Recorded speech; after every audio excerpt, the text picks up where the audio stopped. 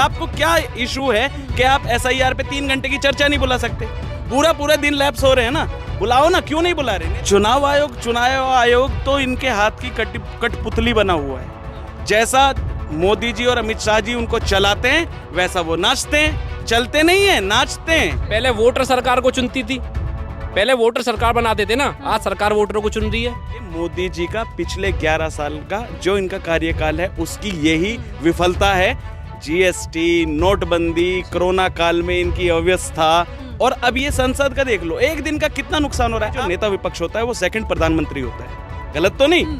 अब नेता विपक्ष आवाज उठा रहा है बुलंद तरीके से, आप आवाज सुनो तो। लोकतंत्र की यही तो खूबसूरती है कि जो भी अपना विरोध दर्ज करे उसकी आवाज सुननी चाहिए। ये डिक्टेटर हैं, मोदी और अमित शाह दोनों डिक्टेटर हैं। तो आपको लगता है नरेंद्र हुए सरेंडर, इस पर भी कुछ राज खुलेगा? बिल्कुल खुलेगा, आने वाले वक्त में सारी चीजों पर राज खुलेगा। और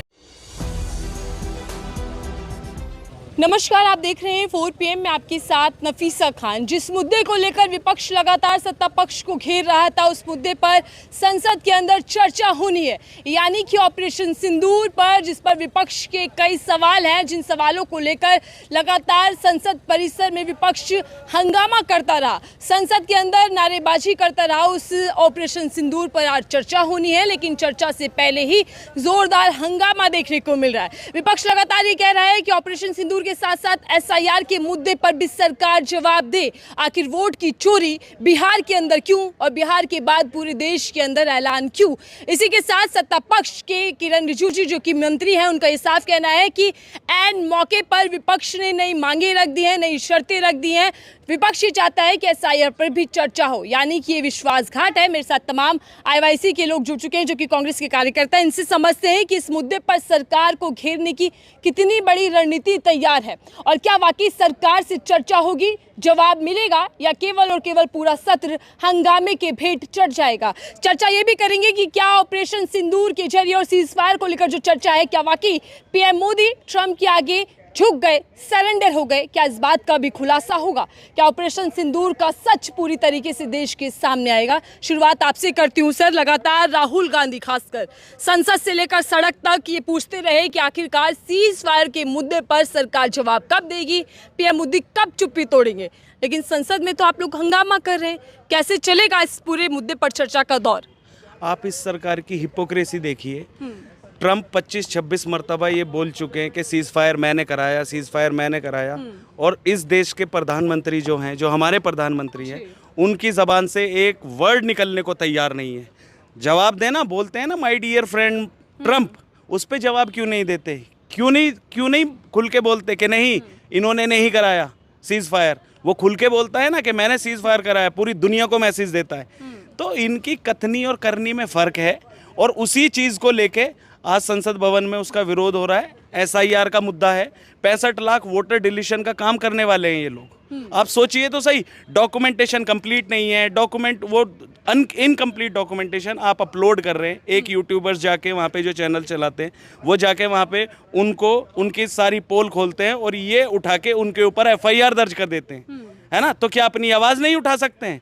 लोकतंत्र में कहाँ की ये आज़ादी है लोकतंत्र की? ये लोकतंत्र नहीं, ये तानाशाही है, और ये अनडिक्लेयर्ड इमरजेंसी है ये, जिस पे ये बीजेपी सरकार काम कर रही है। हमारे नेता विपक्ष हैं, हमारे नेता राहुल गांधी इस चीज़ को जोर शोर से उठा रहे हैं, और ये सरकार उस पे सिर्फ और सिर्फ भागने का काम कर रही है। लेकिन सर सवाल ये है ना, जिस मुद्दे पर आप चर्चा चाहते थे सरकार मान गई, चर्चा का आज पहला दिन, लेकिन आप लोग हंगामे नारेबाजी कर रहे हैं, तो कैसे संसद चल पाएगी? क्यों? एसआईआर पे चर्चा करने में क्या इशू है? 3 महीने बाद चुनाव है, आप 20 दिन का टाइम, 1 महीने का टाइम आप देते हैं कि एसआईआर करेंगे। जितने भी उसके जानकार हैं, पुराने चुनाव अधिकारी जितने हैं, वो सब लोग बोल रहे हैं कि कम से कम इसमें 6 महीने का टाइम चाहिए।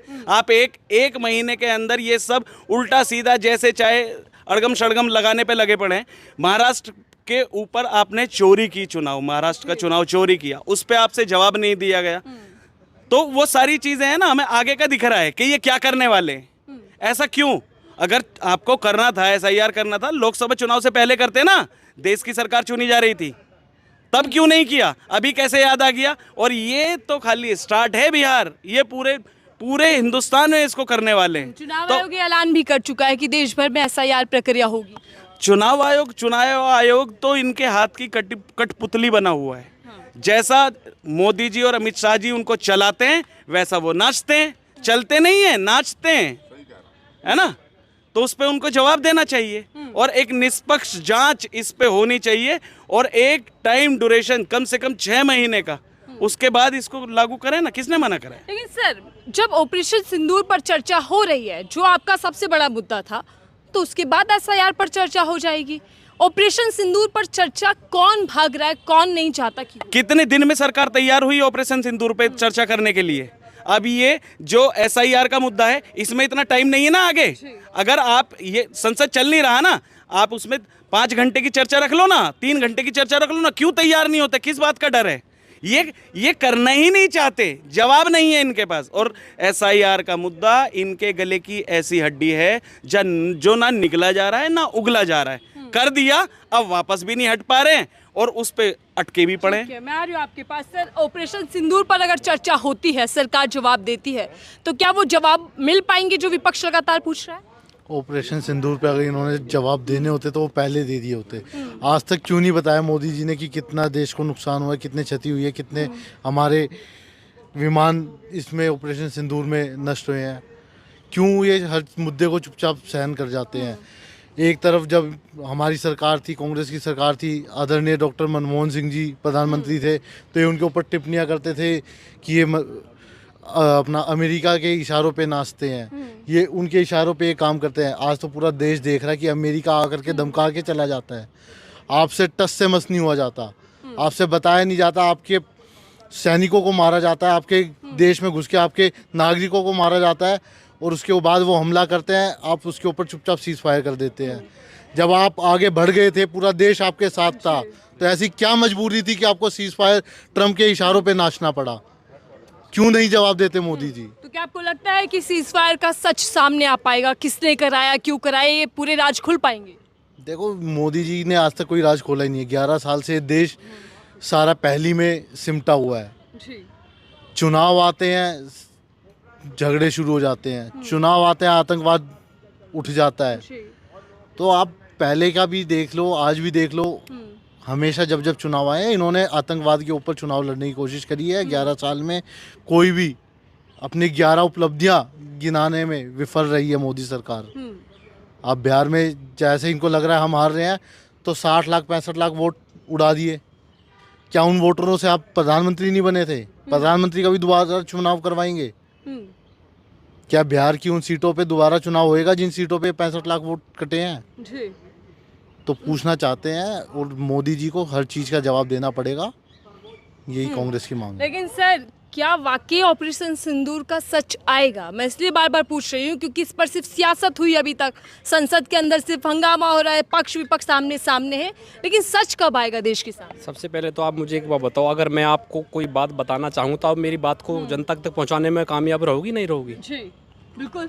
ये जो ऑपरेशन सिंदूर है ना, एसआईआर के मुद्दे को दबाने का काम ये इसलिए कर रहे कि एसआईआर का मुद्दा उछले नहीं, ना इस पे विपक्ष चर्चा करे। इसीलिए चर्चा के लिए तैयार हुई सरकार। इसलिए तो तैयार हुई नहीं। आज से पहले क्यों भाई तुम चर्चा नहीं करने को तैयार नहीं हुए थे? आज से पहले आप चर्चा करते ऑपरेशन सिंदूर की।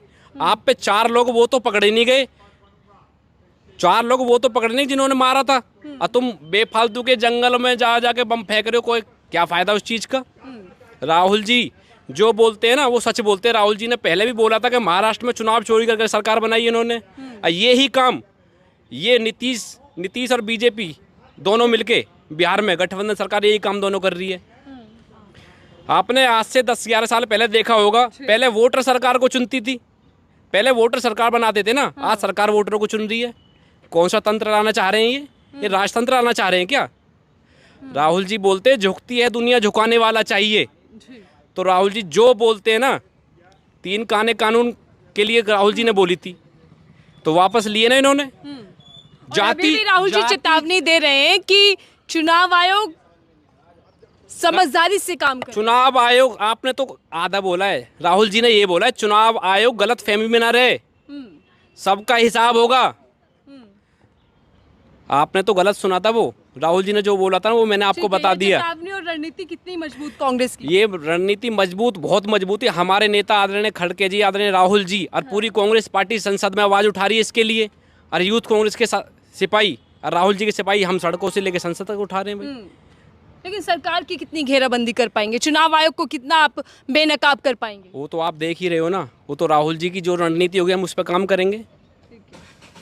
आ रही हूँ मैं आपके पास। सर, आप क्या कुछ कहना चाहेंगे? ऑपरेशन सिंदूर और SIR का मुद्दा, ये कितना बड़ा मुद्दा और कितनी बड़ी मुसीबत सरकार के लिए? देखिए, ऑपरेशन सिंदूर में ये मोदी सरकार एकदम ही विफल रही है और ये एक ऐसा मुद्दा है जिसमें मारे शर्म के ये सरकार अभी तक कुछ कह नहीं पाई है। ट्रंप जो है इनका, डोनाल्ड ट्रंप इनका दोस्त जो है हमारे मोदी जी का, वो इनकी लगातार बेइज्जती कर रहा है और पूरे विश्व में इसकी चर्चा हो रही है। चर्चा अगर कोई नहीं कर रहा है तो वो बीजेपी के मंत्री, बीजेपी की सरकार, क्यों? अपनी विफलता छुपाने के लिए। और इस विफल सरकार ने SIR का जो मुद्दा अपनाया, इसमें 65 लाख से अप्रॉक्स जो वोट एक्सपल्शन हो रहे हैं। अब इसकी एक क्रोनोलॉजी समझिए। वेस्ट बंगाल के लोग बांग्ला भाषी हैं और बांग्लादेशी भी बांग्ला भाषी हैं। तो वेस्ट बंगाल के जो बांग्ला भाषी लोग हैं, इनको बेट बनाया गया है, इनको एज ए बेट इस्तेमाल किया जा रहा है बाकी वोटर्स को इरेडिकेट करने के लिए। ये सिर्फ एक बेट है और इसको इस्तेमाल किया जा रहा है। ये सुनियोजित साजिश हो रही है 65 लाख वोटरों को लिस्ट से हटाने की। और आप एक बात बताइए, आप कहते हैं कि आधार जो है, आधार से आपका पासपोर्ट बनेगा, आधार से आप मीटर लीजिएगा, आधार से आपका ड्राइविंग लाइसेंस बनेगा, और यही आधार, इसका कोई आधार नहीं है। इस आधार को लेकर के एक वोटर, एक दिहाड़ी मजदूर, उसके पास पासपोर्ट कहाँ से आएगा? जो सारे डॉक्यूमेंट्स आप मांग रहे हैं वो 1 महीने में तैयार कर पाएगा? इनके मंत्री बीजेपी में रामविलास पासवान जी के सुपुत्र, इन्होंने एक दिन पहले कहा है कि ये सरकार एकदम निकम्मी है। इनके मंत्री, इनके सहयोगी दल के नेता ने कहा है कि ये सरकार एकदम अब इसमें कहना क्या रह जाता है? कहना क्या बाकी रह जाता है? ये अपनी विफलताओं को छिपाने के लिए तरह तरह के हथकंडे अपना रहे हैं, तरह तरह के मुद्दे बना रहे हैं। और ये, हम तो विमर्श की बात कर रहे हैं ना, तुम्हारे पास जवाब हो तो करो। ये क्यों बच रहे हैं? SIR की आपने SIR आपने किया, SIR किया तो आपके पास प्रिपरेशन होनी चाहिए। जवाब देने में क्या हर्ज है? आप क्यों कह रहे कि SIR के लिए हम लोग सवाल कर रहे हैं? क्यों नहीं करें? और आपको जवाब देने में हर्ज क्या है? अगर आपने फुल प्रिपरेशन के साथ ये किया था तो आप आइए, बैठिए और जवाब दीजिए। यही तो हमारी मांग है।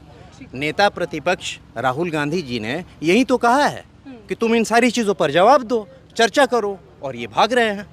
ठीक है सर, मैं आखिरी सवाल आपसे कर रही हूँ। एक तरफ चुनाव आयोग का दावा कि ये अवैध है और ये पारदर्शी पूरी तरीके से किया जा रहा है, दूसरी तरफ सरकार का ये कहना है कि जब भारतीय सरकार ने कोई एक्शन लिया है तो विपक्ष को उनके साथ खड़ा होना चाहिए। बार बार क्यों ऑपरेशन सिंदूर पर इतना विवाद? और क्या अब जब चर्चा होगी तो क्या ये भी खुलासा हो पाएगा कि ट्रंप के आगे मोदी सरकार झुकी या नहीं झुकी? जो आरोप आप लोग लगातार लगाते रहते हैं कि सरेंडर हो गए मोदी ट्रंप के आगे। मैं आपसे एक बात पूछता हूँ, आप एक बात बताइए, जब भी NDA सरकार आती है, सेंटर में इनकी सरकार होती है, तो उस टाइम ही नेशनल सिक्योरिटी का मुद्दा कैसे आता है? और जो नेशनल सिक्योरिटी का मसला उस टाइम बनता है, वो लोग पकड़े क्यों नहीं जाते हैं? उसकी जांच क्यों नहीं होती है? पहलगाम देख लो, पुलवामा देख लो, और बाकी कितनी सारी हैं, सर्जिकल स्ट्राइक देख लो, ये वाला मसला देख लो, वो लोग पकड़े क्यों नहीं जाते हैं? ये नेशनल भावनाएं जगाते हैं उस टाइम जब ये सेंटर में होते हैं। और जब UPA सेंटर में होता है, उस टाइम ये देश में दंगे कराते हैं। ये इसी पैटर्न पे RSS और BJP काम करता है ना, चीज़ों को डाइवर्ट करने के लिए, लोगों की भावनाएं उकसाने के लिए। जो असली मुद्दे हैं देश के, एजुकेशन, बेरोजगारी, ठीक है, महिलाओं का सिक्योरिटी का इतना बड़ा मुद्दा है, उन सब चीज़ों पे ये बात नहीं करेंगे।